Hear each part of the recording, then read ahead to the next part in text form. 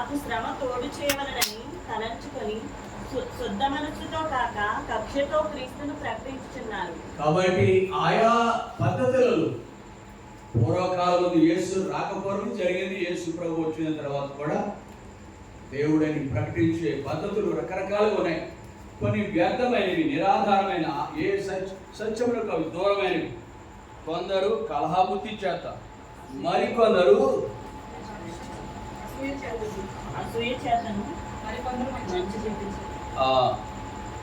కలహాబుద్ధి, మరికొందరు కక్ష. రెండవ మాట కక్ష, కలహము, కక్ష. అలాగ కాకుండా శుద్ధమైన మనసుతో, మరో రీతిగా చెప్పాలంటే శుద్ధ, ఇక్కడ ప్రేమతో ప్రకటిస్తున్నాం. కాబట్టి 3 విధాల సువార్త లోకంలో ఇప్పుడు కూడా ప్రకటపడుతుంది. 1 కలహబుద్ధి, 2 కక్ష, 3 ప్రేమతో. ఎంత అసహ్యంగా రోతగా ఉంటాయంటే ఆయా పద్ధతులలో దేవుడు అని చెబుతూ ప్రజల మధ్యకు రావచ్చు. కానీ లేఖనం ఏం సెలవిస్తుందంటే, ఇక్కడ మనం చదువుకున్న లేఖన భాగంలో మీరు సత్యమును నమ్ముట వలన. అయితే గతమందు ఇప్పుడు కూడా ఆయా మనుషులు రకరకాల సిద్ధాంతాల ప్రకారం కక్షతోనూ కలహబుద్ధితోనూ, మరికొందరు ప్రేమతో. ఆయన ప్రేమ ఉన్నాడు, యేసు క్రీస్తు ప్రేమ ఉన్నాడు. ఆ ప్రేమ స్వరూపైన దేవుడు గురించి, ఆయన ప్రేమ గురించి వివరించే పద్ధతి ద్వారా మనను దేవుడి దగ్గరికి ఆహ్వానిస్తున్నాడు. ఈ అనంత విశ్వాన్ని మనం చూసినప్పుడు ఈ సృష్టి అంతయు మానవునికి ధారాదత్తంగా మనకు అనుగ్రహించబడినప్పుడు ఉచితంగా సమస్త ఈవులు ఆయన ఇచ్చినాడు. ఆయనకేమీ సృష్టిలో అక్కరలేదు. కానీ దేవునికి ఆయన కొరకు మనము పుట్టించబడ్డాము, ఆయన మహిమార్థంగా ఉండాలని. ఆ మార్గాన్ని నుంచి తొలగిపోయినప్పటికీ తిరిగి ఆయన కుమారుడైన యేసు క్రీస్తుని లోకానికి మనల్ని ఎంతో ప్రేమించిన దేవుడు లోకం ఎంతో ప్రేమించారని చెప్పబడిన లేఖనం ప్రకారం మనల్ని ఎంతో ప్రేమించిన దేవుడు తన ప్రియకుమారుడైన యేసు క్రీస్తుని లోకానికి పంపించినాడు. ఆయన మరణించడానికి ఇష్టపడినాడు. శిలువ మరణానికి తన ద్వారా అప్పగించుకున్నాడు. మనం నశించడానికి ఇష్టం లేదు. ఈ యొక్క తలంపు మానవుని గురించి ఎఫెసీయులకు రాసిన పత్రిక 1వ అధ్యాయం 4-6 వచనాల్లో ఉంది. మనుషుని ప్రేమించి ఆయన కలిగి ఉన్న నిత్యమైన సంకల్పం. ఎఫెసీయులకు రాసిన పత్రిక తన ప్రియయందు తాను ఉచితంగా మనకు అనుగ్రహించిన తన కృపా మహిమ కీర్తి కలిగినట్లు తన చిత్త ప్రకారమైన దయా సంకల్పం చొప్పున యేసుక్రీస్తు ద్వారా తనకు కుమారునిగా స్వీకరించుటకై. నిజానికి ఆయన పిల్లలమేమను, ఆయన చేత పుట్టింపబడ్డాము. ఆయన పుట్టించి పెంచి పెద్ద చేసినాడు. అయితే ఆయన మీద తిరగబడ్డాం, తప్పిపోయినాం, దూరస్తులైనాం. ఆకాశం ఆలకించు, భూమి చెవియకు అని చెప్పిన ప్రభువు ఈ విషయాన్ని మనకు జ్ఞాపకం చేస్తున్నాడు. తిరిగి మనల్ని ఆయన సమీపంగా తీసుకురావాలని యేసు క్రీస్తు ద్వారా తన కుమారునిగా స్వీకరించుడికై మనల్ని ముందుగా తన కోసం నిర్ణయించుకుని చదువు మనము తన ఎదుట పరిశుద్ధులమును నిర్దోషులమై ఉండవల్లని జగత్ పునాది వేయబడక మునిపే. ప్రేమ ఎంత గొప్పదో, దేవుని యొక్క ప్రేమ ఎంత గొప్పదో సృష్టిని చూసినప్పుడు అర్థమవుతుంది. నిన్ను నన్ను ఆయన యొక్క స్వరూపంలో చేసుకున్నప్పుడు ఆయన ప్రేమ అర్థమవుతుంది.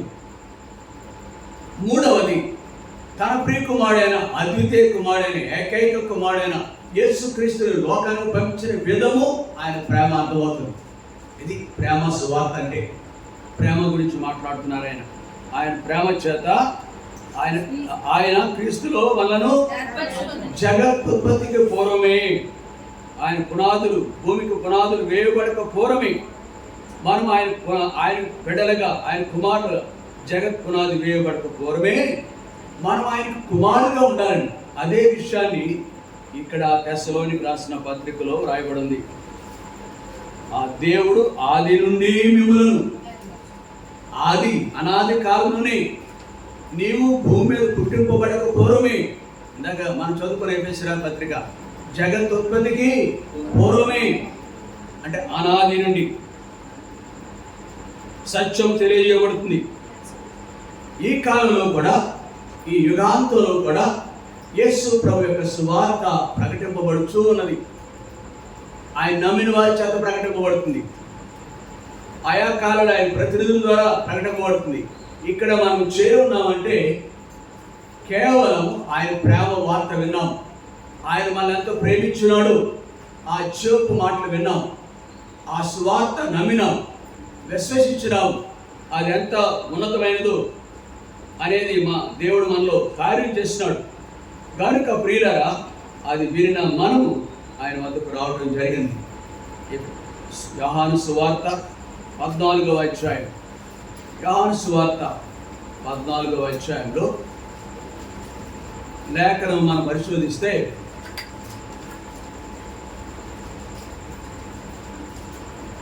17వ వచనం, లోకము ఆయనను చూడదు, ఆయనను ఎరుగదు కనుక ఆయనను పొందనేరదు. మీరు ఆయనను ఎరుగుదురు, ఆయన మీతో కూడా నివసించును. లోకం ఆయనను చూడదు, ఆయనను ఎరుగదు. సువార్తను ప్రకటిస్తున్నప్పటికీ ఆ సువార్త వినరు, విశ్వసించరు. అందుకే ఆయన వాళ్ళు ఎరుగరు, వాడు పొందనేరడు. అయితే విశ్వసించిన మనము, ఆయన మనతో ఉంటున్నాడు, మనలో ఉన్నాడు, మనతో ఉంటున్నాడు. విశ్వసించిన వారితో ఆయన ఉంటున్నాడు. ఈ కుటుంబం కూడా ఈ సువార్తను, సత్య సువార్తను వాడు విన్నారు. 19వ వచనంలో అక్కడే, అయితే మీరు నన్ను చూతురు, నేను జీవించున్నాను కనుక మీరును జీవించురు. ఎవరైతే విశ్వసిస్తున్నారో ఈ 19వ వచనం ప్రకారం, అయితే అనేకులు వినరు, వాళ్ళు లోబడరు. 17వ వచనం ప్రకారం, ఆయన చూడరు, ఆయన ఎరుగరు. కనులుండి చూడట్లేదు, చెవులుండి వినట్లేదు, హృదయం నుండి గ్రహింపట్లేదు. అందుకే మత్తయి సువార్తలో మాటలు రాయబడి ఉన్నవి.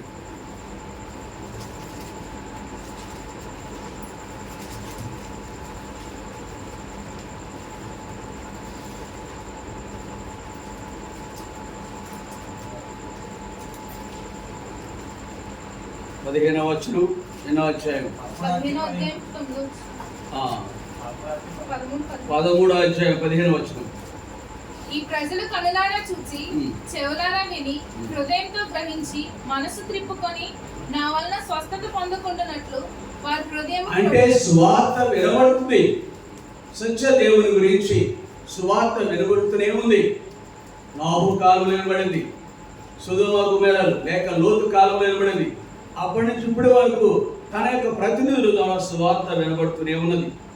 కానీ వారి కనులు చూచి, చెవులారు విని, హృదయంతో గ్రహించి, నన్ను మనసు తిప్పుకొని నా వలన స్వస్థత పొందకున్నట్లు వారి యొక్క బ్రతుకు ఎట్లా ఉందో, వారి యొక్క హృదయం ఏ దుస్థితిలో ఉందో.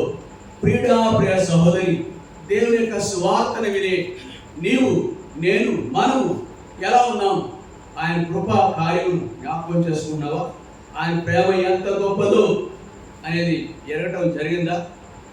ఆయన సత్యమై ఉన్నాడని, ఆయన తప్ప మరో దేవుడు లేడని లేఖనాలు ఆయన గురించి సాక్ష్యం ఇస్తున్నాయి. కాబట్టి ఈ రాత్రి కొందరు ఇక్కడ ఆయన విశ్వసించిన వారు ఉన్నారు. ఆయన సత్యంలో నమ్మినారు, వినినారు, నమ్మినారు. ఆయన విశ్వసించడం ద్వారా లోకం నుండి, పాపం నుండి వేరు చేయబడి దేవుని ప్రజలుగా జీవించే గొప్ప ఆధిక్యత వాడికి ఇవ్వబడింది. 119వ అధ్యాయం, కీర్తనలు 119వ అధ్యాయం. ఆయన సత్యం ఏమిటి?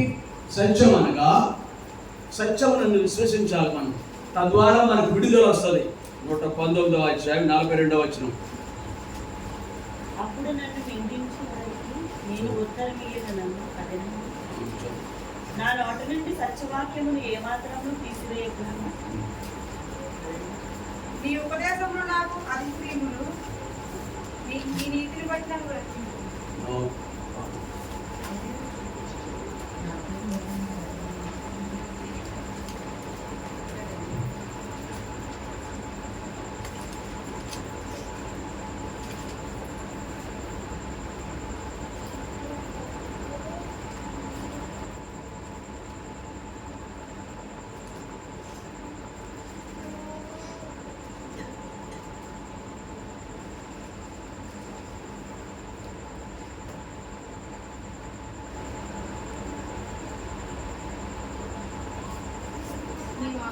సారాంశం సత్యం.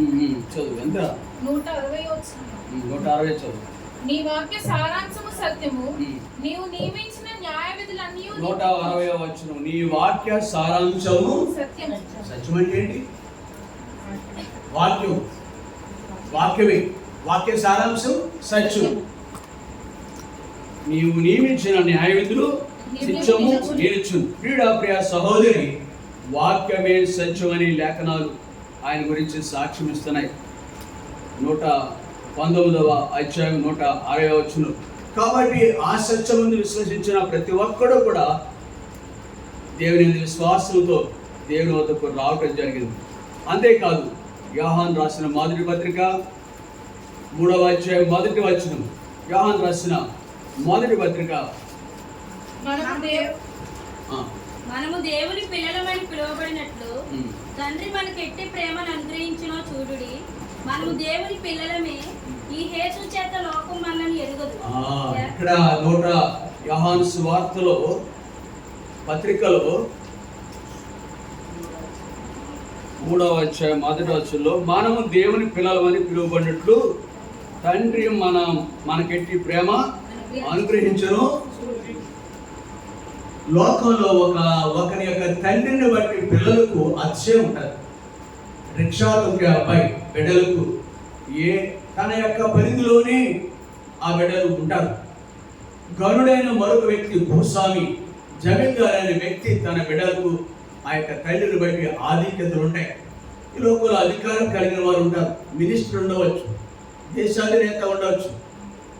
అతని యొక్క బిడ్డలకు ఆధిక్యతలు ఎలా ఉంటాయి? వాళ్ళ పిల్లలని పిలవబట్టినప్పుడే ఆ పిలిచేవాళ్ళు భయంతో పిలుస్తారు. వాళ్ళ పిల్లలుగా ఉన్న వాళ్ళకి వాళ్ళ పిల్లలను పిలవబట్టాకి ఎంత గొప్పగా ఫీల్ అవుతారో. ప్రియ సహోదరి, ఇక్కడ మనం చూస్తున్నాం కదా, ఈ పత్రికలో 3వ అధ్యాయంలో చూస్తున్నాము, మనము దేవుని పిల్లలమని పిలవబడినట్టు తండ్రి మనకెట్టి ప్రేమ, ఆయన ప్రేమ చేత నాశనమని గోతులో ఉన్న మనలను, నిత్య నాశనానికి పరుగులు పెడుతున్నాం మనం, లోకానికి బానిసలైపోయిన మనలను ఆ ప్రేమ చేత నాశనమైన గోతులోంచి వెలుపలికి తీసుకొచ్చినాడు. ఆయన బిడ్డలుగా చేసుకున్నాడు. ఆయన పిల్లలుగా పిలువబడి ఆధిక్యత ఇచ్చినాడు. లోకమంతా సంపాదించుకునే ఏ మనుషుడి కంటే కూడా యేసుక్రీస్తు యొక్క పిల్లలుగా ఇచ్చేది. నేనే మార్గము, సత్యము, సత్యములకు దాసులుగా ఉన్నామా. ఒకప్పుడు పాపానికి దాసులు, లోకానికి దాసులు, శరీరానికి అమ్మబడ్డాం. శరీర బంధకాలు ఉన్నాయి. అయితే 3 వాటి నుండి మనకు విడుదల ఇచ్చినాడు. ఆయన నమ్ముడు ద్వారా, సత్యమును విశ్వసించుడు ద్వారా సమస్త దుర్నీతి నుండి మనల్ని వెలుపలకు తీసుకొచ్చినాడు. ఈ దినాన ఇంటి వారు కూడా ఫలానా పిల్లలు, ఇంటి పేరెంట్ బట్టి ఫలానా వాళ్ళ పిల్లలు, తల్లిదండ్రులు బట్టి ఫలానా వారి యొక్క పిల్లలు అని పిలువబడతాం. అంతకు మించిన మరొక ఘనమైన నామం ఇక్కడ కూర్చున్న వారికి ఇవ్వబడింది. ఏంటిది? యేసు నామం. యేసు నామం మనం పెట్టబడింది. యేసు నామం పెట్టబడింది ప్రియులారా. కాబట్టి అదంతా ఆధిక్యత. ఈ 3:1 దేవుని పిల్లలను పిలువబడినట్లు తండ్రి మనకెట్టి ప్రేమ, బికాస్ ఆఫ్ హిస్ లవ్. ఆయన ప్రేమ ఎంతగా మన బ్రతుకులను ఉదరించిందో. ఆయన ఎవరో రుచి చూసినాం, సత్యం ఎరిగినాం, ఆయనకు మనలో చోటిచ్చాం, మనలో నివసించేవాడిగా మారినారాయన. ఆయన కొరకు జీవించే ఆధిక్యత మనకి ఇచ్చినాడు. కాబట్టి ప్రియ సహోదరి, ఇంటి ఆధిక్యత నీకున్నదా? సత్యమును గ్రహించినామా? సత్యమునికి విధేయత చూపించినామా? ఇంటి వారు కలిగి ఉన్న ఈ ఆధిక్యత ఇక్కడ కూర్చున్న అనేకులు మేము కూడా కలిగి ఉన్నాం. ఈ అనుభవంలోకి మనం రావాలని యేసు ప్రభు మనల్ని ఆహ్వానిస్తున్నాడు. మొదటి మాటగా ఈ మనసులో ఉంచుకుందాం. దీన్ని తెస్సలోనికీయులకు రాసిన 2వ పత్రిక 2వ అధ్యాయం 13వ వచనంలో, మీరు సత్యమును నమ్ముట వలన రక్షణ పొందుటకు దేవుడు ఆది నుండి మిమ్మల్ని ఏర్పరచుకున్నాడు. కాబట్టి రక్షణ అనుభవంలోకి వచ్చినాం. దేవుని యందు విశ్వసించుడు ద్వారా, సత్యమందు నమ్ముట వల్ల.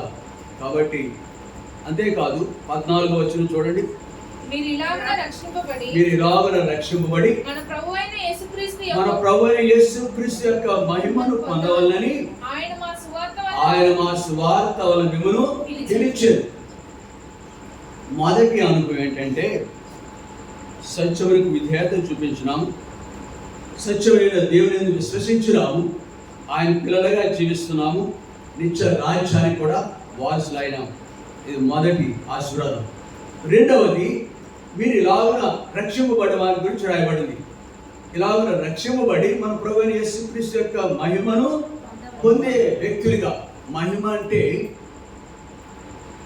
దేవుని యొక్క పేరు పెట్టబడటమే, దేవుని యొక్క పిల్లలుగా పిలువబడటమే మహిమోన్నతమైన జీవితానికి గుర్తుగా ఉంది. 1:12 చూడండి. ఇక్కడే తెస్సలోనికీయులకు రాసిన 2వ పత్రిక. క్రీస్తు యొక్క కృప చొప్పున మీ యందు మన ప్రభువైన యేసు నామమును ఆయన యందు మీరును మహిమ నొందినట్లు. చూసారా ఇక్కడ ప్రభువైన యేసుక్రీస్తు యొక్క కృప చొప్పున మీ యందు మన ప్రభువైన యేసు నామమును ఆయన మీరును మహిమ, 2 విధాల మహిమ ఇక్కడ ఉందని రాయబడింది. అక్కడేమో ప్రభువైన యేసుక్రీస్తు యొక్క మహిమ పొందవాలని మనం పిలిచినాడు. ఆయన మా స్వార్థ వలన మిమ్మల్ని పిలిచారు రాయబడింది 14వ వచనంలో. ఇక్కడ 1:12లో మన దేవుని యొక్కయు ప్రభువైన యేసుక్రీస్తు యొక్కయు కృప చొప్పున మీ యందు మన ప్రభువైన యేసు నామమునకు పెట్టబడింది. ఒకవేళ దొంగ యొక్క కుమారుడు ప్రభు దగ్గరికి వస్తే ఒకసారి ఆ చరిత్ర మనకు పాఠం నేర్పిస్తుంది. యేసు ప్రభు మనల్ని ప్రేమించినాడు, లోకానికి వచ్చినాడు, సిలువ వేయబడినారు.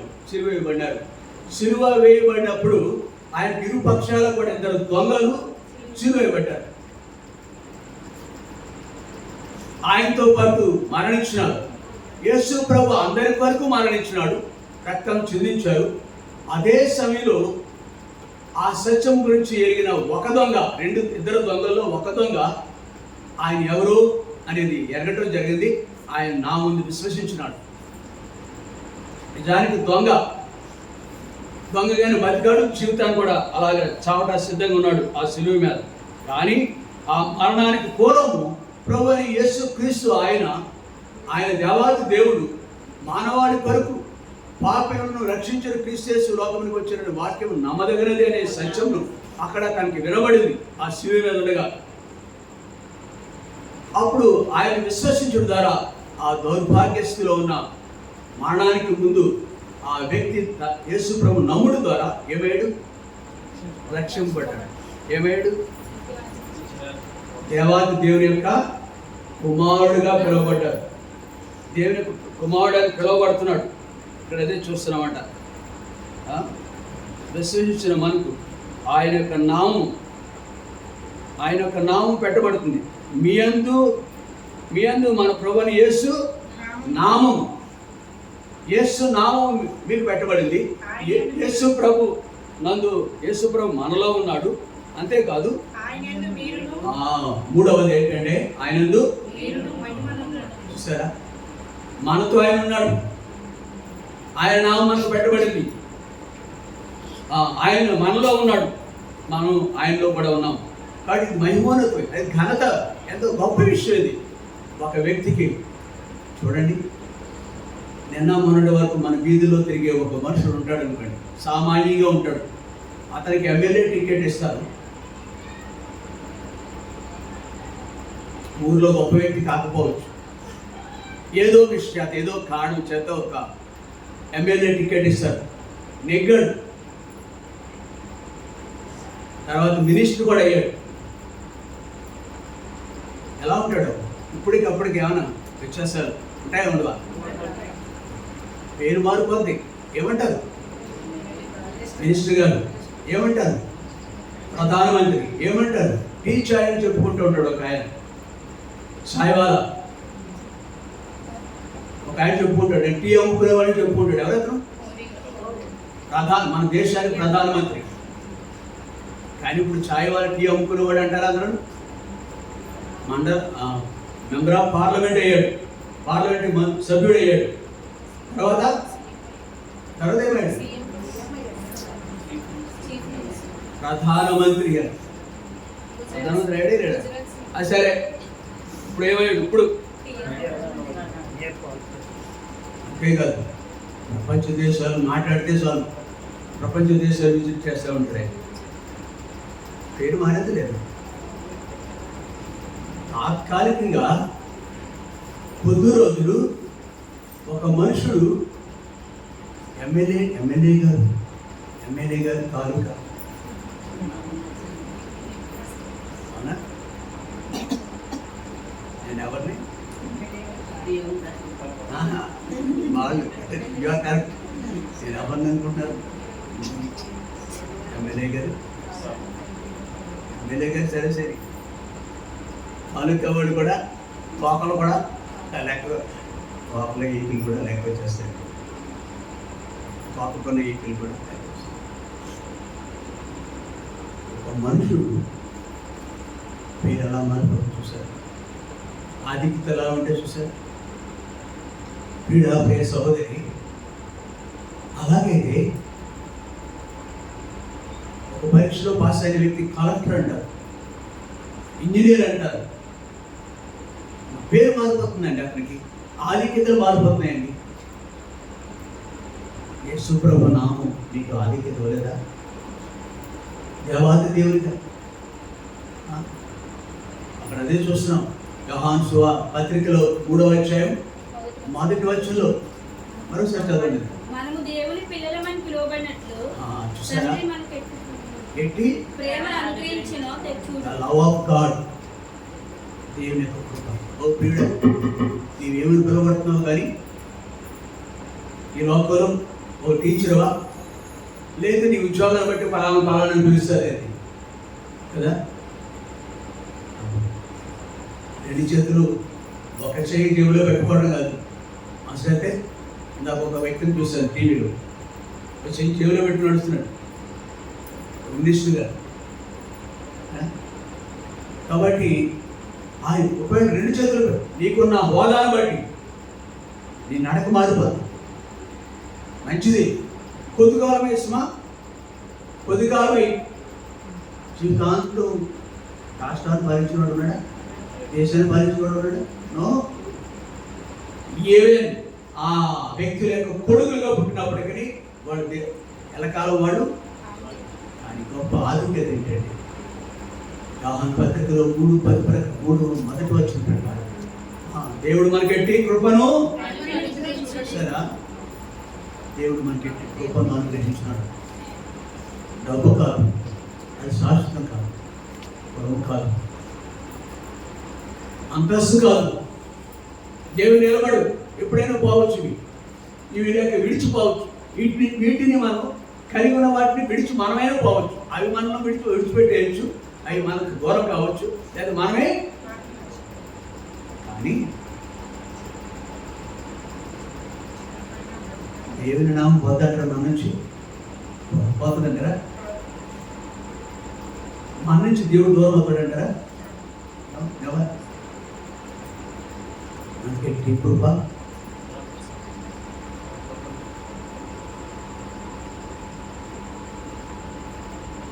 యేసు నామము మనోహరం ఎంతో అతి మధురం పరమోనందైనా ఇహమోనందైనా వేరే నామమే లేదు.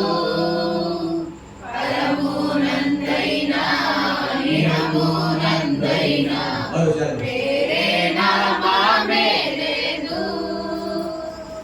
అమూల్య ప్రాణమిచ్చే పాపులను రక్షించుటకై దాసుని రూపముంది ఇహమున దిగి వచ్చెను.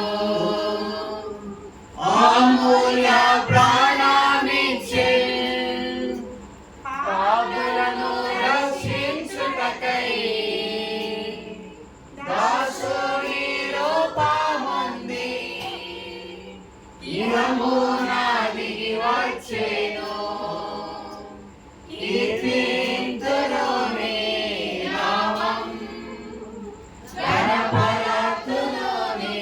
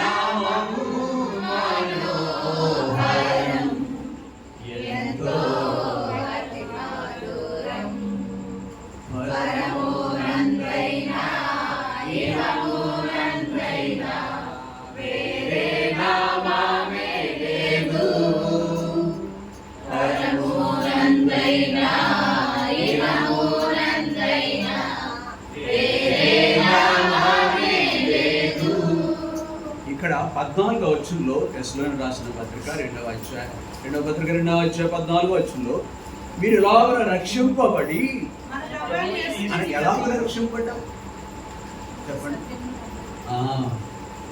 ఆన్సర్ ఏంటి తెలుసా? సత్యముందు we had the truth. రెండింటి చూపు అక్కడ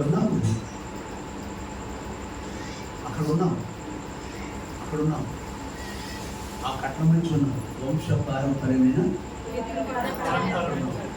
అక్కడ చూసావు. ఇప్పుడు ప్రభు స్వరం విన్నాం, దాన్ని విడుదల పొందాం. మనం మీరు ఎలాగో రక్షింపబడ్డారు. ఎలాగో రక్షింపబడ్డారు తెలుసు. నీ గతమేంటో మన గతమేంటో మనకు తెలుసు. మీరు ఇలాగులా రక్షింపబడ్డారు. అది అద్భుతం. మొదటిది చెప్పుకున్నాం, రక్షింపబడి మన ప్రభుని క్రీస్తు యొక్క మహిమలో పాలుభాగస్తులుగా చేశాడు ఆయన. అందుకే అది అక్కడ అలా ఉంది. ఇక్కడ చూస్తేనేమో మొదటి అధ్యాయం చూస్తేనేమో ఆయనందు మీరు మహిమ పొందినట్లు we were glorified. అది కంటిన్యూస్ అనమాట. రక్షింపబడ్డ అది మహిమోన్నతమైన విషయం. రక్షింపబడుట అనేది గొప్ప కార్యం. మహిమ అంటే గొప్పదే నాకు అడుగుతే, ఘనమైనదే నాకు.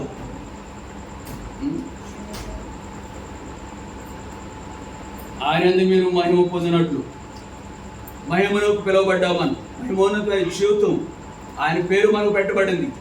ఆయన పిల్లలుగా జీవించే ఆధిక్యత మనకు ఇవ్వబడింది.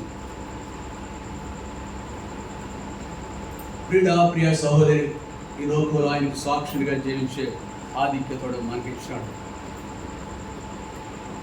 అంతేకాదు ఆయన మహిమోన్నతమైన జీవితం గురించి లేఖనాలు ప్రకటన గ్రంథం ఇలా సెలవిస్తుంది. ప్రకటన గ్రంథము 21వ అధ్యాయం కలిగి ఉన్న నిరీక్షణ ఏది? మనం పొందబోయేది మహిమ కలిగిన జీవితానికి గుర్తుగా 3వ వచనం, అప్పుడు ఇదిగో దేవుని నివాసము మనుషులతో కూడా ఉన్నది, ఆయన వారితో కాపురం ఉండును, వారు ఆయన ప్రజలై ఉండును, దేవుడు తానే వారి దేవుడై ఉండి వారికి తోడై ఉండెను. చూడండి, ఎవరు మనం? ఎక్కడి వారు మనం? ఇప్పుడు దేవుని ప్రజగా ఉన్నాం మనం.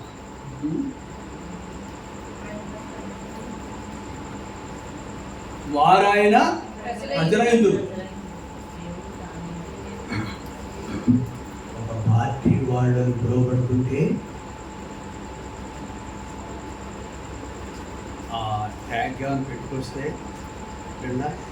నిలబడాలి, కూర్చే కుదురునే కాదు, నికృష్టమైనది, దౌర్భాగ్యమైనది. నమ్మినది మొదలుకొని భూమి మీద జీవించినంత కాలం ఆయన యొక్క బిడ్డలుగా జీవించడం. ఇశ్రాయేలు నీ భాగ్యం ఎంత గొప్పది, యెహోవా రక్షించడానికి కోరిన వాడు. They may not understand. వాళ్ళకి తెలియదు. అందుడికి సౌందర్యం గురించి, ఐశ్వర్యం గురించి తెలియదు. వాడికి తెలియదు. కన్ను నుండి చూడని వారు, చెవి నుండి వినని వారు, హృదయం గ్రహించలేని వారు తెలియదు. అయితే ఎరిగిన మనకు ఇక్కడ మొదటి నుంచి కానీ మనం చూస్తే, ఇదిగో దేవుని యొక్క నివాసం. దేవునితో మనం ఉంటామండి. మనతో ఇప్పుడు మనతో ఉన్నాడు దేవుడు, మనలో ఉన్నాడు. ఆయన నామం మనకు పెట్టబడింది. రాత్రి ఎందు, పగటేందు, ప్రయాణమందు, కూర్చున్న లేచిన, ఈజ్ విత్ us. మనతో ఉన్నాడు ఆయన. దేవుని యొక్క నివాసం, ఈజ్ విత్ us.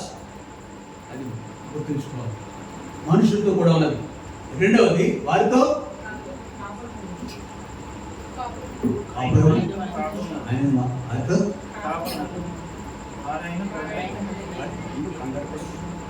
కాపురం. మనం కాపురం చేసే స్థలాన్ని బట్టి విలువ ఉంటుంది. మనం కాపురం చేసే స్థలాన్ని బట్టి మనకి విలువ ఉంటుంది. వ్యక్తిని బట్టి విలువ ఉంటుంది. ఎవరితో కాపురం చేస్తాం మనం? We are living with our almighty. దేవునితో కాపురం చేస్తాం. ఆయన మనతో ఉంటున్నాడండి. దానికంటే ఏం కావాలి? మనతో కాపురం అంటే మనతో కలిసి ఆయన మన సృష్టికర్త మనకు భర్త అయి ఉన్నాడు. ఆయన నివాసం మనతో ఉన్నది, మనతో ఉంటున్నాడు ఆయన, మనం ఆయనతో ఉంటున్నాము, మనతో ఆయన కాపురం ఉంటున్నాడు. అనగా ఉదయమందు, మధ్యాహ్నము, సాయంకాలం నిత్యం మనతో ఉంటున్నాడు.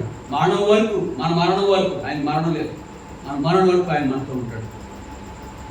మూడవది ఆయన యొక్క ప్రజలై ఉంటాము, ప్రజలుగా ఉంటాము. మూడవది వర్స్ పెట్టి చూసాం, దేవుడు తానే వారికి దేవుడే ఉంటాడు. ఏ నామమున రక్షణ, ఈ నామం రక్షింపబడ్డాము ఆయన వరకు చూస్తాం.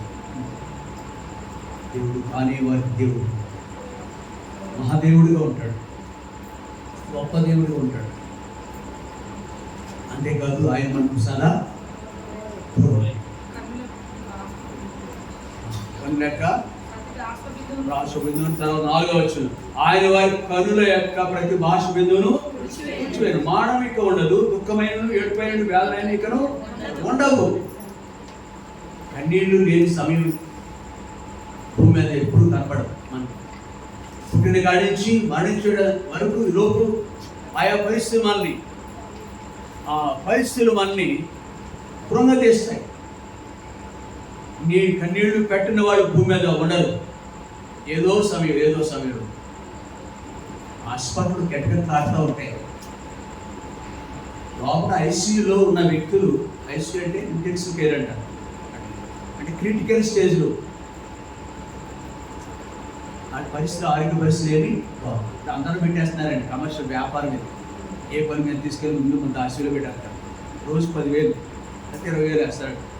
మామూలు రూమ్లో ఉంటే రోజుకి 200-300 అద్దె వేస్తారు. అలా కాదు, అలా దాంట్లో ఉంటే 10,000, 20,000 వేస్తారు. అక్కడ ఉన్న వ్యక్తి ఐసీయూలో పెట్టాడంటే ఇక్కడ ఉన్న వ్యక్తులు కొంతమంది లేడీస్, ఒక ఆవిడ ఏడుస్తుంది, ఒక ఆవిడ కన్నీళ్ళు, కన్నీళ్ళు హాస్పిటల్ ఎక్కడ కాదు. మన పిల్లల విషయంలో, ఇంటి విషయంలో, పరిస్థితులను బట్టి సదా మన జీవితాలు కానీ కన్నీళ్ళు లేని సమయం ఉంటుంది. ఇక్కడ 4వ వచనంలో, ఆయన వారి కనుల ప్రతి బాష్ప బిందువును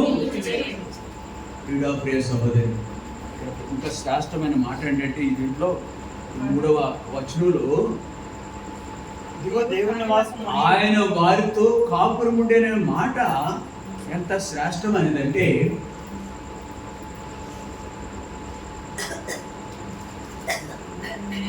రూతు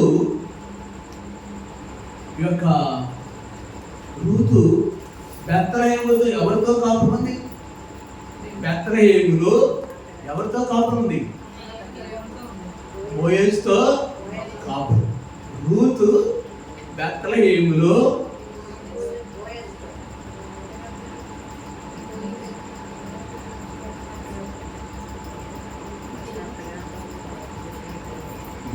అక్కడ దేశం వేరు, ఈ దేశం వేరు, జీవించేది వేరు, కాపురం ఉన్నది వేరు. ఎన్ని ఆధిక్యతలు అక్కడ ఆ జీవితానికి ఈ జీవితానికి కోరికలు లేనే. ఎంత ప్రివిలేజ్ అండి. తన కాపురం చేసే ఇంటిని బట్టి ఆ బ్రతుకు ఎంత విలువైనదిగా మారిపోయిందో. ఎంతకాలం? కొద్దికాలం అనుకుంటారు. ఆమె ప్రభును ఆమె బిడ్డ కాబట్టి ప్రభుతో జీవిస్తుంది. ప్రభు ఆమెతో జీవిస్తున్నాడు, ఉంటున్నాడు. గొప్ప వ్యక్తితో కాపురం ఉంది తండ్రి. ఆమె ధన్యురాలైపోయింది. తన గర్భం నుండి ఒక లోకరక్షకుడు ఈ లోకానికి వచ్చేటట్టు.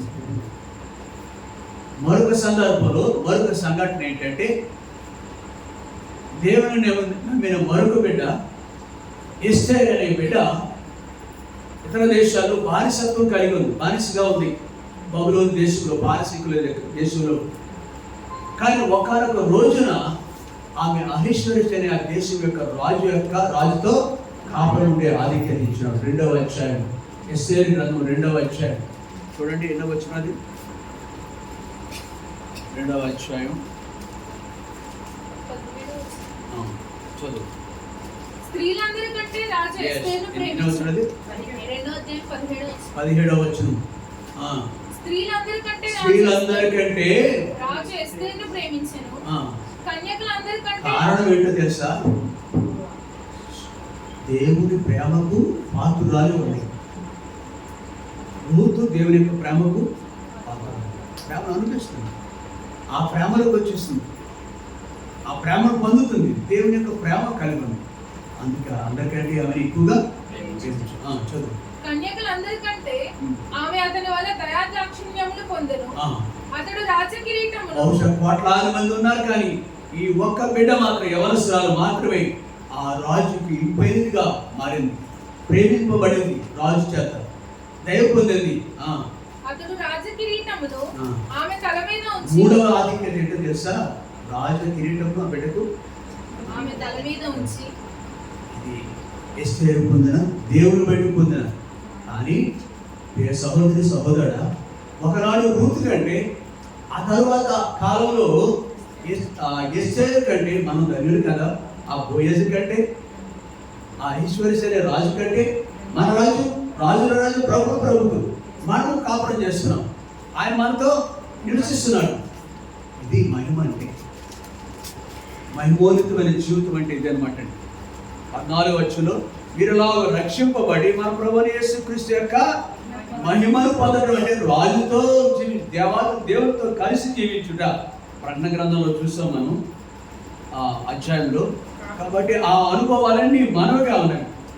కాబట్టి రెండవదిగా దేవుడు మనకి మహిమోన్నతమైన జీవితం, ఆయన మనకు మహిమలో పారిభాగస్తులుగా ఆయన మనం చేస్తున్నాడు. పేతురు రాసిన మొదటి పత్రిక 5వ అధ్యాయం 10వ వచనం. తన నిత్య మహిమకు క్రీస్తునందు మిమ్మల్ని పిలిచిన సర్వకృపానిధి దేవుడు కొంచెం కాలం మీరు శ్రమ పడిన పిమ్మట తానే మిమ్మల్ని పూర్తిగా చేసి క్రీడా ప్రియ సహోదరి, దేవుని నమ్మిన మనం ధన్యుడైనాం. సత్యమును నమ్మి ఆశీర్వదింపబడ్డాము, సత్యమునికి విధేయత చూపించినాము, ఆయన నామం మనకు పెట్టబడింది, ఆయన కుమార్తెగా జీవించే ఆధిక్యత ఇచ్చినాడు. అది మొదటిది. రెండవది, దేవుని యొక్క మహిమలో పాలుభాగస్తులు అయినాము. ఇక్కడే రోమా 3:23లో అందరూ పాపం చేసి దేవుడు అనుగ్రహించి మహిమను చూడండి. ఏ మహిమ? ఏ మహిమ? నిత్యమైన ఏ మహిమలో పాలుభాగస్తులుగా ఉండాలని దేవుడు ఉద్దేశించినాడో దాన్ని పొందకుండా భ్రష్టులు అయిపోయినారు. ఎవరు? ఈ స్థితికి రావడానికి గల కారణం ఎవరు? ఆదాము, వారి యొక్క అపరాధి ద్వారా అపరాధులైనారు, మహిమను కోల్పోయినారు. ఆ ఆదాము బట్టి మహిమను మనం కోల్పోయినాం. కానీ ప్రభువైన యేసుక్రీస్తు ద్వారా, అవునా? అందుకని ఇక్కడ రాయబడిన మాట, తన నిత్య మహిమకు క్రీస్తు ద్వారా ప్రభువైన యేసు తన కుమారుడు యేసుక్రీస్తు కోల్పోయిన తిరిగి పొందుటకు. తాత్కాలికమైన నీకు ఉద్యోగం ఉండవచ్చేమో కానీ, డబ్బు ఉండవచ్చేమో, బంగారం ఉండవచ్చేమో కానీ, ఇవేమో నిజమైన గ్లోరియస్ థింగ్స్ కాదు, గొప్పవి కాదు. నీవు ధరించుకోవాల్సింది ఇవి కాదు, అక్షయ అలంకారం, దేవుని నామం ధరించుకోవాలి. యేసు నామం చేత పిలవబడటం, దాన్ని ధరించుకోవడం గొప్ప ఆధిక్యత ఒక వ్యక్తికి. అందుకే నిత్య మహిమకు క్రీస్తునందు మిమ్మల్ని అనేకులు ఈ పిలుపును నిర్లక్ష్యం చేస్తున్నారు. ప్రభు కొరకు జీవించుకుంటూ తప్పిపోతున్నారు. ప్రభు దూరస్తున్నారు. క్షణికమైన వాటి కొరకు ఒక స్వార్థ పాట ఉంది, పాడేయండి. క్షణికమైన బ్రతుకు పైన తపన ఎందుకు పాడేస్తున్నారు.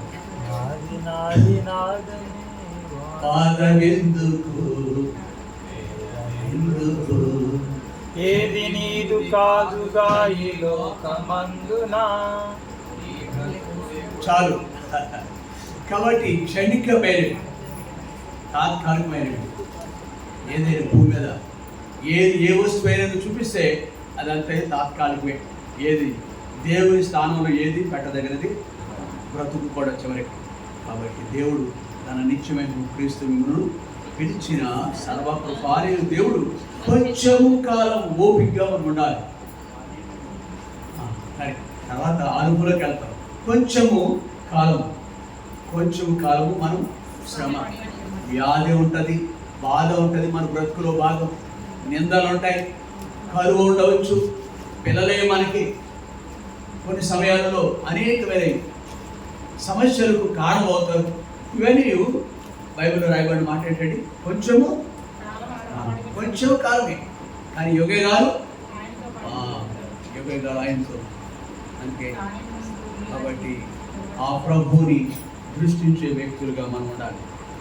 ఆ నిత్యమైన మహిమకు పిలిచిన దేవునికి మనం అప్పగించుకోవాలి. దాన్ని దృష్టిలో పెట్టి ఓపికగా ఉండాలి. కొరింథీయులకు రాసిన పత్రిక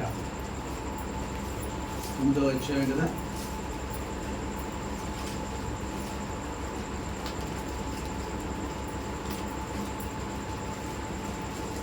కొరింథీయులకు రాసిన మొదటి పత్రిక 9వ అధ్యాయం 24 నుండి. పంజపు రంగమందు పరిగెత్తు వారందరూ పరిగెత్తుతారు కానీ ఒక్కడే బహుమానం పొందునని మీకు తెలియదా? ఇది దృష్టి. ఈ కొంచెం కాలంలో మన శ్రమల్లో కానీ, ఇరుకుల్లో కానీ, ఇబ్బందుల్లో కానీ, బాధల్లో కానీ, నిందల్లో కానీ, పందెపు రంగంలో ఉన్నాం కాదు, ఇవన్నీ మామూలే.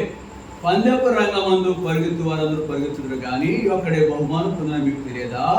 అటువంటి మీరును బహుమానం పొందినట్లు మరియు 10 మంది పోరాడు ప్రతివాడు అన్ని విషయంలో మితముగా ఉండును. వారు స్కైమకు కిరీటము పొందుటకును, మనమైతే అక్షయమకు కిరీటము పొందుటకును మితముగా ఉన్నాము. వాడు మన క్రికెట్ కదా, T20 కదా, అది క్రికెట్. ఆ క్రికెట్ ఒక కప్పు పట్టుకొచ్చారు మన వరల్డ్ కప్.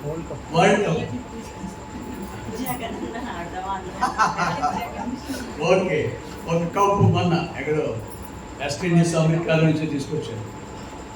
ఎందుకే కప్పు ఒరిజినల్ కాదని పేపర్లో రాశారు. సిల్వర్ది, బంగారం కూడా. ఒకవేళ బంగారం నుంచే క్షయమయ్యేది అది, ఆ కప్పులు. భూ సంబంధం అనేది క్షయమైపోయేది. కాబట్టి ఇక్కడ రాయబడిన మాట ఏంటంటే, వారు క్షయమవు కిరీటమును పొందుటకును, మనమైతే ఎప్పుడైతే గురి కలిగి ఉన్నామో మనం ఈ దృష్టిస్తామో ఈ మనం పొందే శ్రమలు ఏమీ కాదులే. ఆ పదవు మహిమ ఎదుట నిత్య మహిమకు మనం పిలిచాడు కదా, ఆ మహిమోన్నతమైన జీవితం ఎదుట ఇవన్నీ ఎనదగినవి. జ్ఞాపకం ఉంటే మనం never care anything except Jesus. మన జీవితంలో ప్రభువును తప్ప మరి దేనిని లక్ష్య పెట్టమని మనం గుర్తుంచుకోవాలి. కాబట్టి ఆ దేవునికి మనం అప్పగించుకోవాలి. దేవుని పిల్లలుగా ఆయన నామానికి మహిమ కలిగే రీతిగా మొదటిది ఏమనుకున్నామంటే సత్యము నమ్మి ఆయన పిల్లలైనాం. రెండవది ఏంటంటే ఆయన మహిమోన్నతమైన జీవితానికి, ఆయన ఇచ్చే మహిమోన్నతమైన జీవితానికి పిలువబడ్డారు. రెండవది. మూడవది చివరగా యెషయా గ్రంథం 4వ అధ్యాయం 10వ వచనం. 2 కలిసి 9, 10 కలిసి ఉన్నాయి. భూదిగంతముల నుండి నేను పట్టుకొని దాని కొనల నుండి పిలుచుకున్నవాడా, నీవు నా దాసుడవనియు నేను నిన్ను ఉపేక్షింపక ఏర్పరచుకొంటిననియు నేను నీతో చెప్పి ఉన్నాను, నీకు తోడై ఉన్నాను. భయపడకము, నేను నీ దేవుడినై ఉన్నాను. దిగులు పడకము, నేను నిన్ను బలపరుతును. నీకు సహాయం చేయవాడని నేనే. నీతియు నా దక్షిణ హస్తంతో నిన్ను ఆదుకొందును. సోదరి, సత్యమును నమ్మి ఆయన కొరకు సాక్షులుగా ఉన్న మనము, నిత్య మహిమకు పిలువబడిన మనము, మూడవదిగా దేవుడు మనకు జ్ఞాపకం చేసే విషయం ఏంటంటే, నీవు నా దాసుడు మరియు నేను ఉపేక్షింపక ఏర్పరచుకుంటున్నాను. నేను నీతో చెప్పిన నీకు నేను ఎంతవరకు ఉంటాడు? త్వరగా ఉంటాడే, ఇక సమాప్తి వరకు ఉంటాడు మన దేవుడి పిల్లలకి. సహోదరి సంతోష్ కుమారి తన కుటుంబ సభ్యులకు దేవుడు జ్ఞాపకం చేస్తున్నాడు. నేను నీతో చెప్పి ఉన్నాను, నీకు కూడా విన్నాను. భయపడకు, నేను నీకు దిగులు పడకు, నేను నిన్ను బలపడతాను, నీకు సహాయం చేయవాడు. అందుకే దావీదు అంటాడు, మనుషులను నమ్ముకున్నట్టు కంటే రాజులను నమ్ముకున్నట్టు కంటే. ఈ అనుభవం వచ్చిన తర్వాత ఇల్లంతా కూడా ఎలా ఉంటుందో తెలుసా? మూడంతలు మొదటి సత్యము నమ్మింది. సత్యముని ఎరగకపోవడము ఒక విధంగా అలంకరణ కూడా ఉంటుంది. అవునా? మనం పడన మన తీరు మారిపోద్ది, ఇల్లు తీరు మారిపోద్ది, నడక మారుతుంది, పడక మారుతుంది. మన జీవితంలో భాగం ఆయా ఎంట, ఆయా స్థలాలు. వరద రోడ్లు సహకరించట్లేదు, శరీరం కూడా సహకరించదు. ఓపుకోండి చూడు, పాప అందరికంటే ముందే చూసారు. ఎక్కడి నుంచి వెళ్ళాలి, ఇంకా మాట్లాడి మేము వెళ్ళాలని చేద్దాం అనుకుంటారు. మనము గ్రేట్ కాదు, దేవుని మహిమాన్ని చెప్తున్నాను. వార కార్యక్రమానికి ఏదో గృహకుడికి దేవునికి మహిమ కలుగు. ఆయనకు మహిమ యొక్క పిలుప ఆయన వారి ఎదురు. ఆయన ఆ దేవుడు మనకు వాగ్దానం చేస్తున్నాడు, నేను నీకు భయపడదు. ఏ విషయం ఎట్లాంటి పరిస్థితి ఎదుర్కొన్నాను, యుగ సమాప్తి వరకు ఆయన మనకి ఇదిగో నేను సదాకాలం మీద కూడా మోకరించు, ప్రార్థన చేస్తాను, మోకరించుతాను.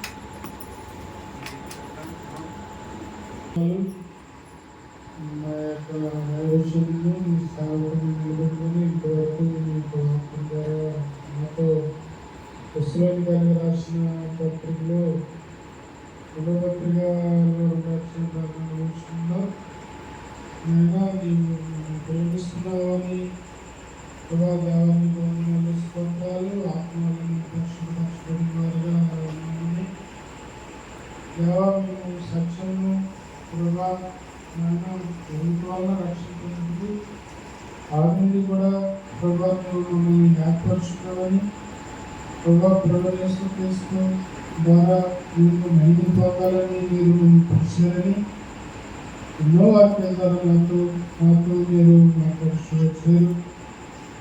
మీరు వందనాలు. లోకము ఆయనను ఎరగదు కాబట్టి ఆయనను చూడలేదు, ఆయనను పొందలేదు.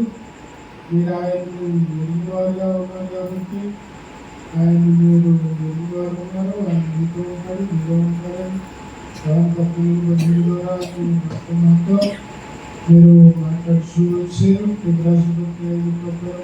వచ్చారు కొంచెం కాలం మా జీవితంలో ద్వారా కష్టాలు ఉండవచ్చు. ఇంకా గురించి స్థిరపరిచి చూస్తే దేవుడు అని వాక్యం ద్వారా మీరు మాట్లాడుతూ వచ్చారు. వారి వందనాలు. మీరు మాతో పాటు ఉంటారని, మాతో నివాసం చేస్తారని ప్రభా ఇంట్లో ఉన్నామని ప్రతి భాషను చేస్తామని ఎన్నో వాక్యాల ద్వారా మాతో మీరు మాట్లాడేదాన్ని బట్టి సత్యమును మేము నమ్మి స్వతంత్రులుగా మారినాం. ఆది నుండి మా పక్షాన మీరు కలిగి ఉన్న సంకల్పం చొప్పున, అనాది కాల సంకల్పం చొప్పున ఇలాంటి కృపకు మేము పాత్రులైనామని మాకు జ్ఞాపకం చేస్తున్నారు. గొప్ప విడుదలించారు మాకు. అంతేకాదు, నిత్యమైన నీ మహిమకు పాత్రులుగా చేశారు. భూమి మీద నీ పిల్లలుగా నీ నామం పెట్టి పిలువబడుతున్నావు. నీవు మాతో ఉంటున్నారు. అంత మాత్రం కాదు, యుగాలు నీవు మాతో కాపురం చేసే దినాలు రానే ఉన్నాయి. మా కనుల నుండి ప్రతి భాష విధులు మీరు తుడి చేస్తావు.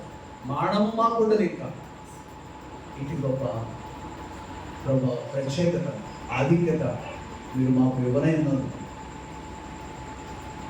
దేవా, ఈ గ్రహింపుతో మేము లోపల నీ కొరకు జీవించలాగన ఈ సత్యం మాకు నేర్పించినది కూడా అన్నారు. అంతేకాదు సత్యమును నమ్మి నీ కొరకు జీవించే మేము, నిత్యమైన మహిమలో పాలుభాగస్వామి నిరీక్షణతో జీవించే మేము, మాతో మీరు సదాకాలం ఉంటారు.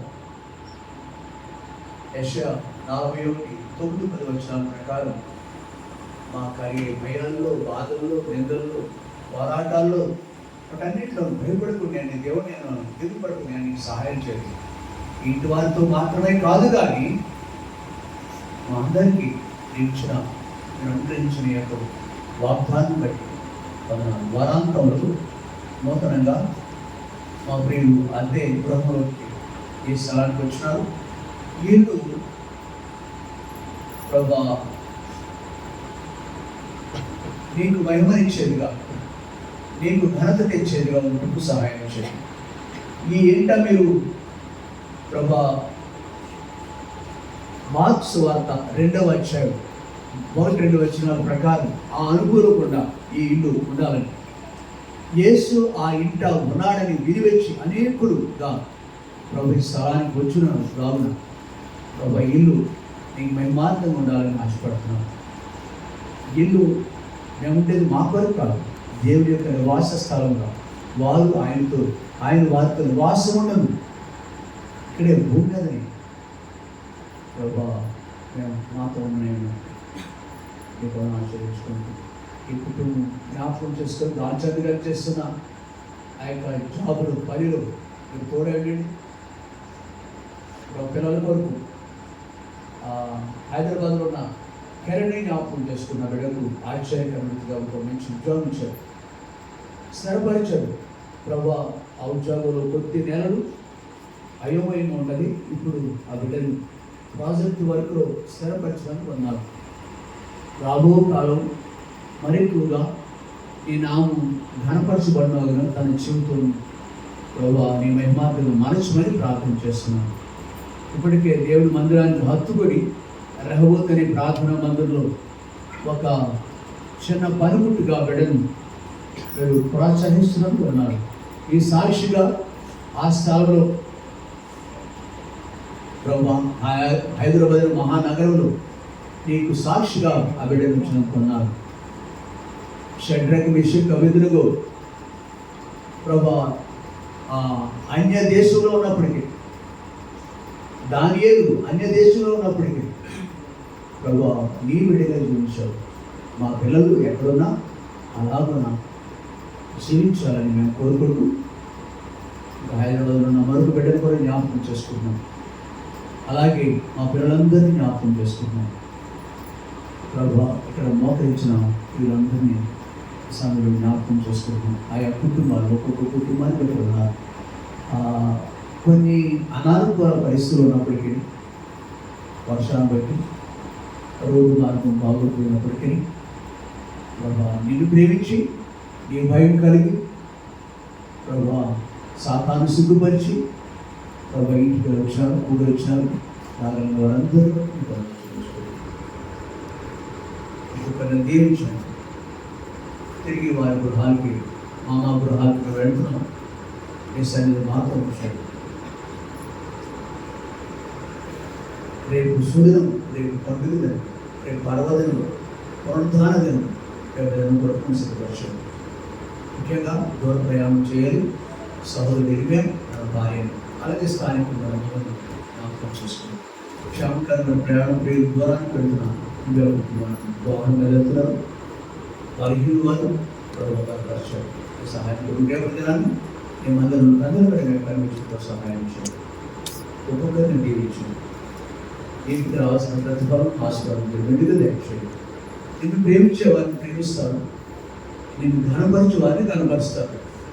అది ప్రభువు వీటిని పాపులుగా చేసుకుంటామని సూచించారు. యేసునామమున స్తుతించి ప్రార్థించి వేడుకుంటున్నాం తండ్రి. తండ్రి అయిన దేవుని ప్రేమ, కుమారుడు యేసుక్రీస్తు వారి కృప, పరిశుద్ధాత్మ యొక్క అన్యోన్య సహవాసం సదాకాలం చేయడం మనందరికీ కూడా